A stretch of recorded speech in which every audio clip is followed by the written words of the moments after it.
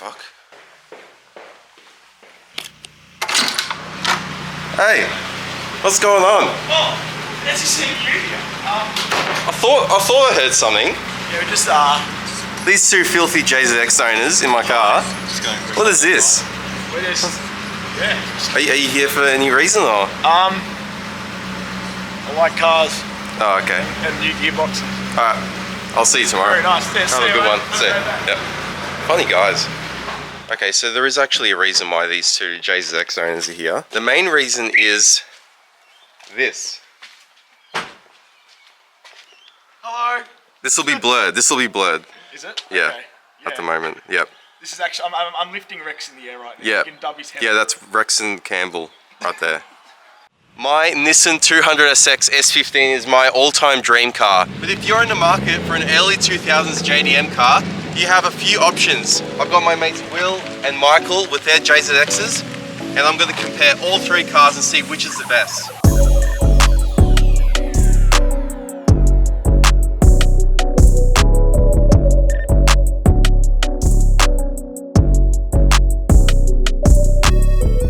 So we got quite a lineup today. We got 3 early 2000s JDM sports cars, I guess you can say. We got 2 super saloons and 1 proper sports car. So we got my mate Will's JZX 100. I filmed a review on this a few videos ago. If you want to see more info on this car, it's very rare spec. We got my built motor SR20, 200SX, and we got my mate Michael's 110. You don't really see too many 110s dressed up like this. This has a Bride fixed back, a Nardi deep corn, and a cage. This is full like Russian Vladivostok street drifter spec, I guess you could say. These cars are all pretty similar. Front engine, manual, rear wheel drive. This is a 2001 Series 2. It's in a rare, very rare color, 1 of 105, I believe. It's of course got the 1JZ VVTi. This is fairly stock. It's got a stock CT15B turbo front mount, just a simple pod filter and a full 3-inch custom turbo back exhaust.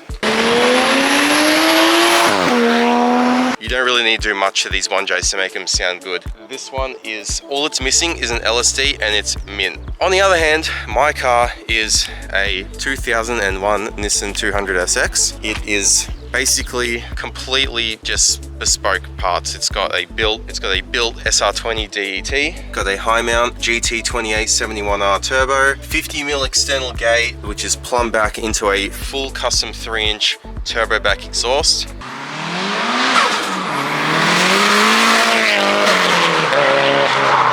It's a lot of fun. It's a lot of fun, but the disadvantage about SRs and S chassis in general is that they're so expensive to modify. Parts are extremely hard to find, and when you do brake stuff, it takes ages to find stuff. Another example of this car being very expensive to modify is that with a 1J, you can comfortably get 400 kilowatts at the wheels with not very much done at all. No head studs, no valve springs, no oil pump gears, no timing chain, nothing, none of that bullshit.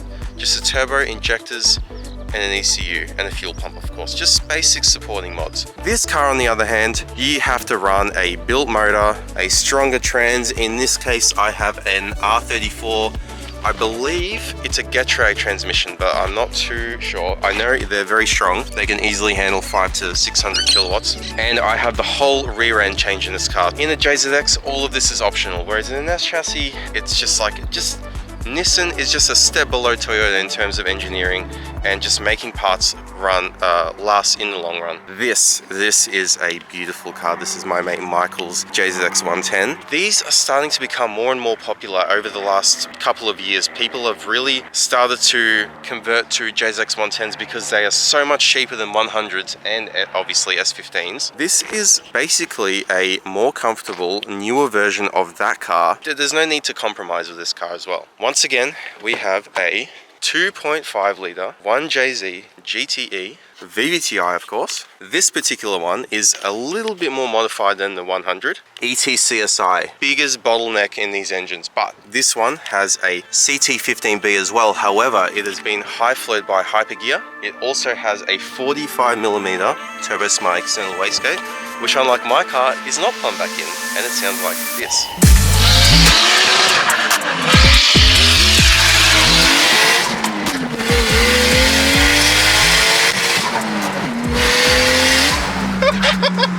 That is silly. Never driven a 110 before, and this one has, you know, it's a bit spicy. Not peppery, it's like proper Tabasco kind of spice. So the first thing you'll notice in a 110 as compared to my car, even a 100, is the interior. Stock seats are very comfortable. Obviously this is far from stock inside, as you can see. Yeah, it's got a bit going on. What have you done? What have you done?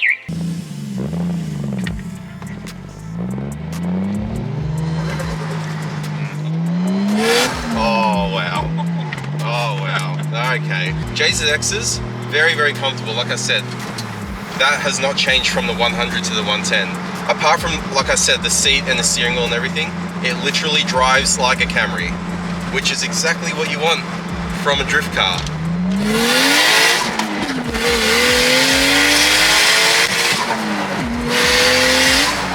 This is out of control, man. Oh my god, it's so crisp. It's like a crispy gate. You could probably hear that from Mars. I reckon Sputnik could hear that.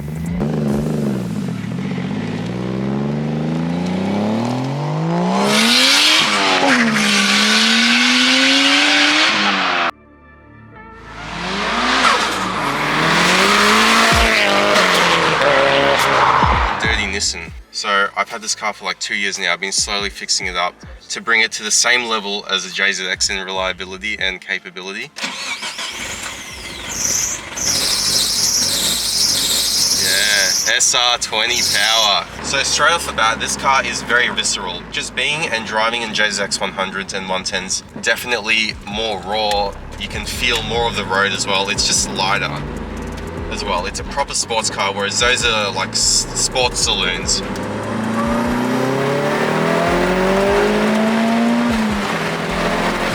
So the thing I love about SR20s is that, especially mine, because it's got a built motor, it's very, very torquey down low. It falls off a little bit up top, it makes up for it in that initial punch you get, whereas JZXs, they're very linear, but they just keep pulling and pulling and pulling.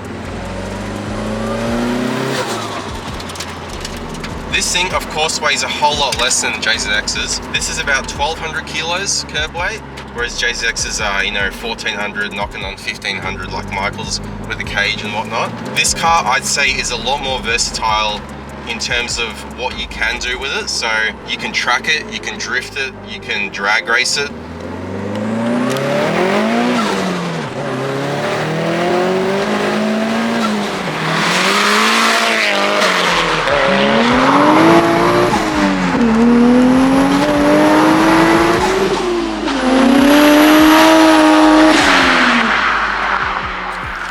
Last time I drove this car, it was auto, and now it's got a brand new, fresh R154 straight from Toyota. Genuine gear knob as well. If you guys don't know, Will runs a JZX parts business called JZX Parts AU. If you guys need anything for a JZX, please contact him. I'll leave his link in the bio below. First of all, straight off the bat, my gearbox feels a lot better in terms of shifter feel. R154s are extremely shit when it comes to that. I don't know why. Toyota just does not know how to make gearboxes. Oh, Will, why'd you let me drive this? I thought I was over JZXs. Oh, it's like an ex-girlfriend, you can't get over that. They're just like every time I get into one, I haven't even done anything, and it just feels amazing. They're just so solid, man. I know. They just feel so good. So that brings me to my first point. JZXs are just so nice to drive. Like, whether you want to cruise in them, whether you want to put your foot down and actually do something, it's just, they do everything impeccably well.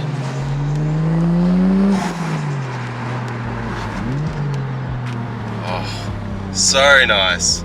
The one thing that you notice straight away is that this is not designed to be a sports car. It's a cruiser first, which is why most of them are automatic, and a sports car second. It's like an athlete that's retired. It's a bit lazy, but like if it needs to get up and go, it does.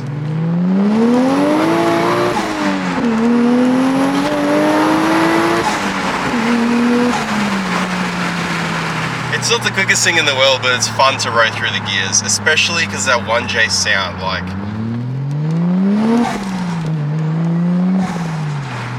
It's a very, very close choice between this and my car. If I knew what I knew now about both cars, it would be a very, very difficult choice for me.